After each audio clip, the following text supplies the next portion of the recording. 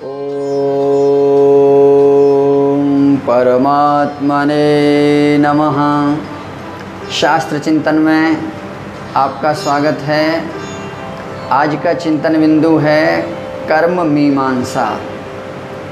क्रिया क्या है, कर्म क्या है, कर्म के भेद क्या हैं, कर्म कितने प्रकार के होते हैं, शास्त्रों में किस प्रकार से चिंतन किया गया है। आइए थोड़ा सा इस विषय में अपनी वाणी को पवित्र करते हैं। कर्म मीमांसा चिंतन बिंदु है। कर्तुरीप्सिततमं कर्म, ये पाणिनि जी का सूत्र है। कर्तुरीप्सिततमं कर्म, कर्ता क्रिया के माध्यम से सर्वाधिक जिसको चाहे उस कारक की कर्म संज्ञा होती है, उसको कर्म बोलते हैं। वैसे कौंड भट्ट ने अपने ग्रंथ में लिखा है, फल व्यापारी हो धात्वर्थः। फल और व्यापार ये दोनों धातु अर्थात क्रिया के ही अर्थ होते हैं। फल का जो आश्रय होता है उसको कर्म बोलते हैं और क्रिया का जो आश्रय होता है उसको कर्ता बोलते हैं। ये सामान्य सिद्धांत है कि क्रिया जहाँ भी रहती है वो कर्तानिष्ठ ही होती है। इसलिए जो क्रिया का आश्रय होता है व्यापाराश्रय की कर्ता संज्ञा होती है, और फल जहाँ होता है इसलिए फलाश्रय की कर्म संज्ञा होती है। जैसे वाक्य है देवदत्तः ग्रामं गच्छति, तो जो गच्छति क्रिया है ये क्रिया देवदत्त के अंदर रहती है। इस क्रिया का आश्रय देवदत्त है, इसलिए देवदत्त की कर्ता संज्ञा हो गई।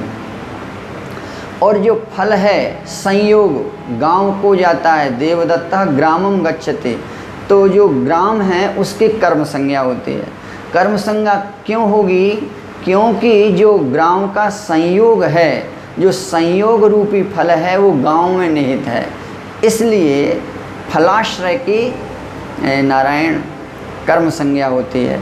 तो ये शब्द शास्त्र का ठोस सिद्धांत है कि जो फल का आश्रय होता है उस फलाश्रय की कर्म संज्ञा होती है, और जो व्यापाराश्रय अर्थात क्रिया का जो आश्रय होता है उसकी कर्ता संज्ञा होती है। अब कर्ता और क्रिया को हमने अलग अलग समझा। अब शास्त्रों में कर्म कितने प्रकार के बताए गए हैं? नित्य कर्म, नैमित्तिक कर्म, काम्य कर्म, निष्काम कर्म, निषिद्ध कर्म, प्रारब्ध कर्म, संचित कर्म और क्रियमाण कर्म। इस प्रकार से शास्त्रों में इन 8-9 प्रकार के कर्मों की व्याख्या की गई है। अपने अपने मत और दर्शन के अनुसार इनकी संख्या न्यूनाधिक भी होती है, पर यहाँ ये जो सामान्य हैं जिसको सभी विद्वानों ने, सभी महापुरुषों ने स्वीकार किया है, मैं आपके सामने उन्हीं कर्मों की कुछ व्याख्या करता हूँ, बताता हूँ।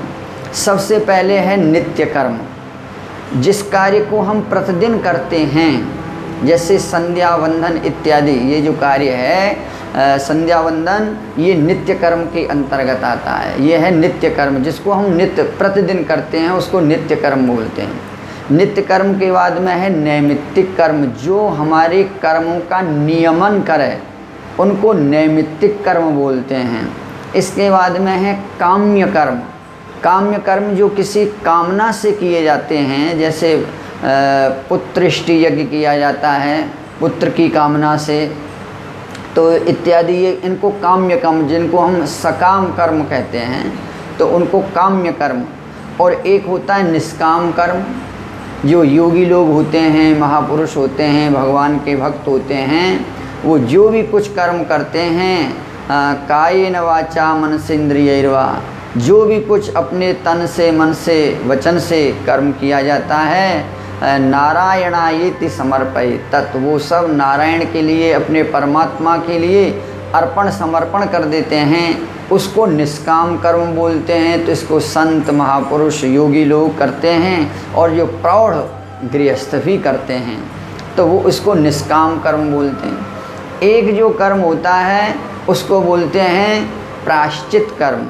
जो जान में या अनजान में हमसे कुछ अपराध या गलतियां हो जाती हैं, उनका परिमार्जन करने के लिए, उनका शोधन करने के लिए शास्त्रों में जिन कर्मों का विधान किया गया है उनको बोलते हैं प्रायश्चित कर्म। प्रायश्चित्तम विमर्शनम, इससे मन बुद्धि शुद्ध हो जाए।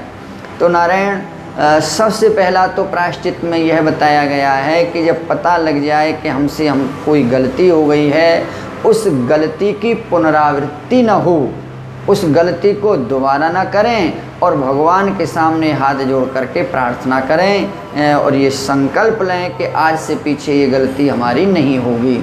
इसलिए ये प्रायश्चित कर्म बताया गया। एक है निषिद्ध कर्म, शास्त्रों में जिनका निषेध किया गया है वो निषिद्ध कर्म हैं। जैसे चौर कार्यम न क्रियेत, चोरी नहीं करनी चाहिए, अनृतम न वदेत, मिथ्याचार मिथ्या भाषण झूठ नहीं बोलनी चाहिए। इस प्रकार के जो शास्त्र ने विधान किया है इनको बोलते हैं निषिद्ध कर्म। ये निषिद्ध कर्म के अंतर्गत आते हैं। इसके बाद में जो नंबर आता है, जो मूल बताए गए हैं, इनके विषय में अन्य विद्वान भी कहते हैं, वो नारायण वो है 3 प्रकार। इनमें क्रियमाण कर्म, जो हम प्रतिदिन कुछ करते हैं, क्रियमाण शब्द में वर्तमान में सानच है, इसलिए हम जो कार्य कर रहे हैं दिन प्रतिदिन, इनको बोलते हैं क्रियमाण कर्म। अब यही जो हमारे क्रियमाण कर्म हैं, ये क्रियमाण कर्म 3 प्रकार के होते हैं, तन से, मन से और वचन से।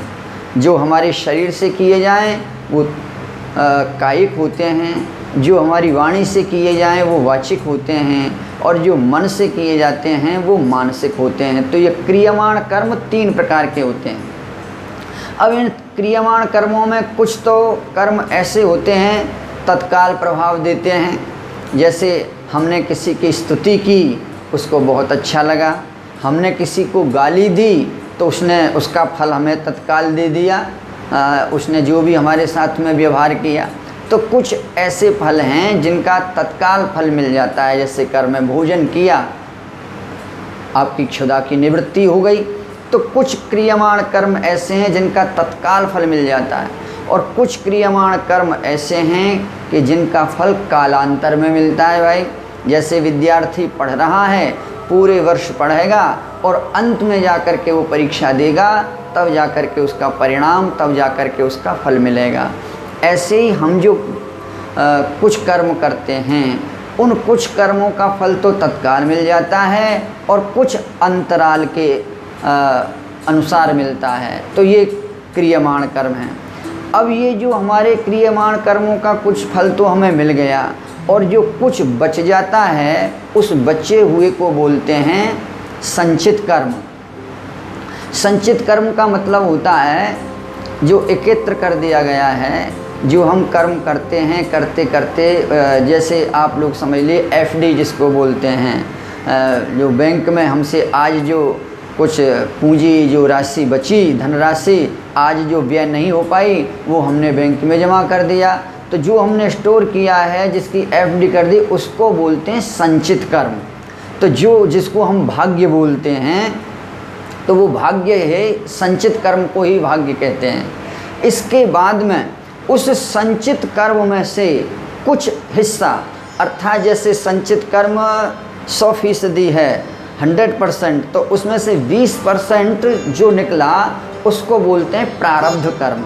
उस प्रारब्ध कर्म में से व्यक्ति को 3 चीज़ें मिलती हैं, आयु, जाति और भोग। आयु का मतलब जो भी हमें हमारे कर्मों के अनुसार शरीर मिला है, वो शरीर कितने दिन तक रहेगा, इसको बोलते हैं आयु।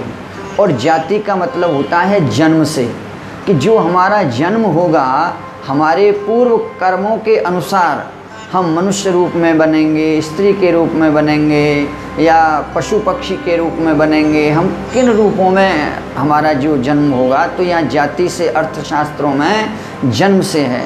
तो हमारा जो जन्म होगा वो प्रारब्ध के अनुसार होता है। तो आयु, जाति और भोग। भोग से हमारा मतलब है हमारे जो सुख और दुख के संसाधन हैं, वो सुख के संसाधन का भी संबंध प्रारब्ध से ही है।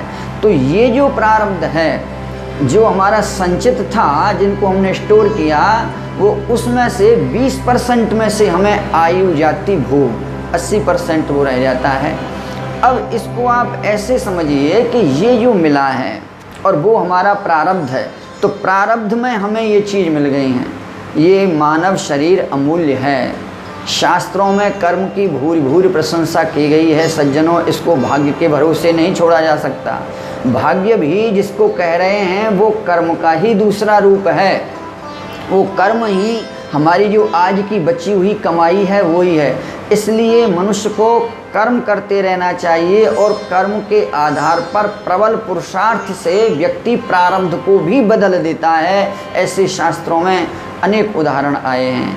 तो ये 3 कर्म, क्रियमाण कर्म जिनको हम वर्तमान में कर रहे हैं, इसके बाद में जो संचित कर्म जो बच गए हैं, और प्रारब्ध कर्म।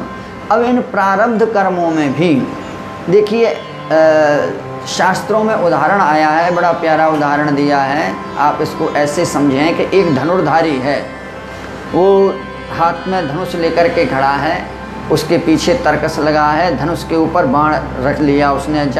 तो एक बाण तो उसने चला दिया, जिस बाण को उसने चला दिया है वो चला हुआ तो क्रियमाण कर्म है, और जो दूसरे उसके तरकस में रखे हुए हैं, जो तरकस में हैं, वो उसके संचित कर्म हैं। और एक निकाल करके चलाने के लिए तैयार हो रहा है, जो फलोन्मुख हो रहा है, उसको बोलते हैं प्रारब्ध कर्म।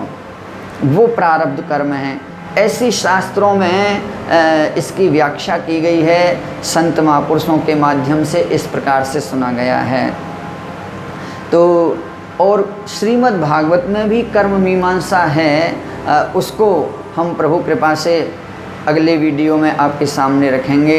आज इतना कह कर के मैं अपनी वाणी को विराम देता हूँ। जय श्री कृष्ण, राधे राधे।